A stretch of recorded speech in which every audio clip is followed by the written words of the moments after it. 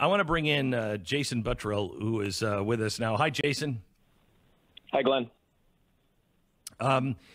You and I have been talking about this for a long time. We have spent a year on Ukraine, and this takes both of us by surprise. I have to hand it to the intelligence community, although I don't feel comfortable. Something's not right here. But the intelligence community and the Biden administration said this is what he was going to do, and he's done it. Yeah, I agree. It's really crazy because when you study geopolitics, you learn to analyze and look at these things from that lens.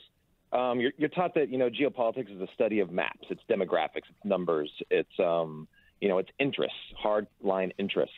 And when someone starts acting, emotionally, like Putin has been doing over the past really year plus, you learn to kind of put that away and say, okay, well, he's obviously after something else, which I still think there's something else, involved, just like you said.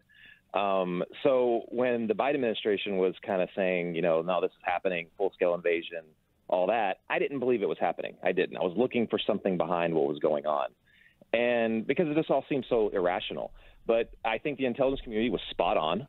I've seen reports that it actually, the intelligence community coming out and saying that false flag attacks would happen. That would be the preempt to them doing a full-on invasion. I wasn't buying it.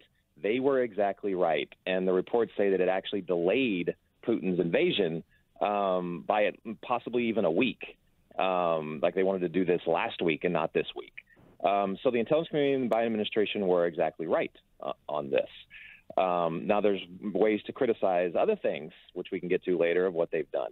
But just a quick recap, the media started reporting last night that the invasion was going to commence around 4 a.m. Kiev time. And pretty much that was spot on. It happened around 4:10, 4:15 Kiev time. And it's very, very conventional from what I've been noticing. I've been following this all night. This is not like Crimea in 2014 with unconventional warfare. This is a very conventional invasion. What we saw commencing around 4 a.m. Kyiv time was airstrikes to target command and control systems. That went as far as Kyiv, and it's a three-pronged attack coming from Belarus, coming from Crimea in the south, and coming from mainland Russia in the east. Now, we do not know how far they plan to push this, but it is a conventional invasion. It looks as if they will probably go further than just eastern Ukraine. Question now is how far they will go and how far tensions will rise, especially with NATO gathering troops all along the border of Ukraine. Okay, so let's. It looks as though he was using conventional warfare to cut off the troops as they were kind of gathered at the borders of the two districts that President Putin said he was going to take. They went behind those lines and kind of cut them off so they can't fall back to defend Kyiv, correct? Yes, that's correct, because they know that Ukraine's strategy here is they know they're going to get overwhelmed. So their strategy is their mainline forces in the east guarding those two territories, as you said.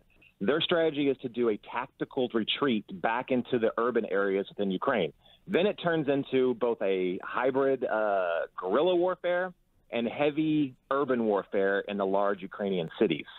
That is very, very bloody. That is very, very dangerous for the Russian military as well as civilians, which Russia does not want to kill too many Ukrainian civilians, because that is going to be very, very unpopular in mainland Russia.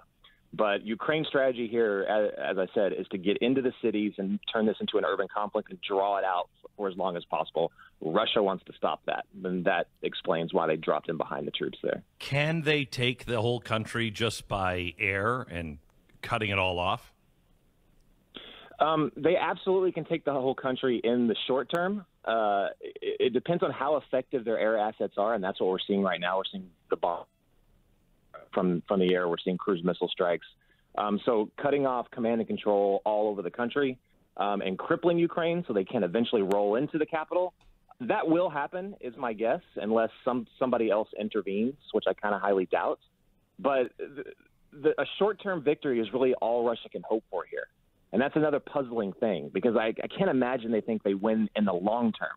In the long term, it's going to be too damaging financially and politically for Russia. So it's catastrophic in the short term. In the long term, I don't see how they win this unless there's some other grander strategy that we just don't know about, which could even be scarier, actually. Yeah, I think so. I think so too. We have some puzzling things. First of all, Putin said he wants to denazify Ukraine. Do you have any idea what that's about? Same rhetoric he's been using since 2014. And that's directed more at the people of Russia, not anybody else in the world or Ukraine. But you've been using that World War II, sentiment to get public support to do what he's now doing. But that's going to continue, and no doubt he's going to provide some air quote evidence, that they're taking out some Nazi. But he's drawing on World War II nationalism. He said that there has been an ongoing genocide in Ukraine that he's trying to stop. I mean, this is crazy. And that's what makes it so hard for me when I was looking at this before to really think that he was going to go through with this, because usually Putin's not a crazy guy. I mean, he may be now, but in the past he's not been. He's been very cold, calculating. Geopolitics and interests was always forefront in his mind. He's not a psychopath. I mean, well, he might be, right, but he doesn't. He's not somebody driven by rage. He is cold and calculating. Yeah. And when he's out and out evil. He is a bloodthirsty killer who has spent a lifetime killing people, but he's logical in it. He's very calculated in it. And the rhetoric, I think the Nazi stuff, the religious stuff, that's Dugin kind of language. Yeah, and that's a very, very powerful weapon for Russians because they're very much willing to suffer and to basically take it on the chin if they have to, if that means that their country will eventually reign supreme. It's interesting if you go and take a tour of the Kremlin and Red Square in Russia, which I've done a couple of times. You'll be very surprised to see that in the Soviet, the former Soviet Union, the capital, in the Red Square, it's probably like 80% churches. There's multiple churches. They weren't religious during the Soviet Union, but historically, during the Russian Empire, they were very religious. Orthodoxy is very, very pivotal to Russian nationalism. And even the Soviets would turn that up when they needed to. But that's exactly what Putin has done in the vein of Alexander Dugin, especially in that speech that he gave, last week. That was very, very telling to a lot of us that have been looking at this, people like you and me, Glenn, that, okay, now we know exactly what he's doing. He's turning up that dial of nationalism to justify doing, what he's doing and possibly even more, which is scary. Okay. Would you agree with me, and I'd like you to explore this a bit, there is no real obvious win for Putin. His stock market has crashed. This is going to be horrible. They are in the oil business. They just made a deal with China, but that's years down the road. They're going to shut down all of the oil exports into any Western country because of this. So his oil is going to crash, which funds his government and his country. The stock market is down. Business is going to be cut off. It's already a shambles in Russia. What does he have to gain here? Can you think of anything that he has to gain? I've always thought from the beginning of this, especially when I didn't think that invasion was happening, I thought that what he was really doing was playing a game to divide and conquer NATO. That's what I thought, and I still think that's a major part of his plan. Taking Ukraine is also very, very important strategically for Russia to get strategic depth. It's always been their plan was to, have some buffer so that they can protect their capital of Moscow. Yeah, but also the warm water port. Exactly. Yeah. When he's talking about they're the heart of Russia, that's true, but I don't really think that really guides him. I think that's just the excuse he uses. Correct. To to get support from home. But I think that it's very irritating. I think that we're talking about Putin is not a psychopath. I think he is very spiteful. I think that the Russian election interference, which I don't think did anything, I don't want to say that it did, but their election interference, I think, was a direct response to Hillary Clinton and what they did to his election. I think that a lot of what we're doing now, I think, was a direct response to how the Obama administration and all his foreign policy elite handled 2014 Ukrainian revolution. I think he responds to these people, directly in kind.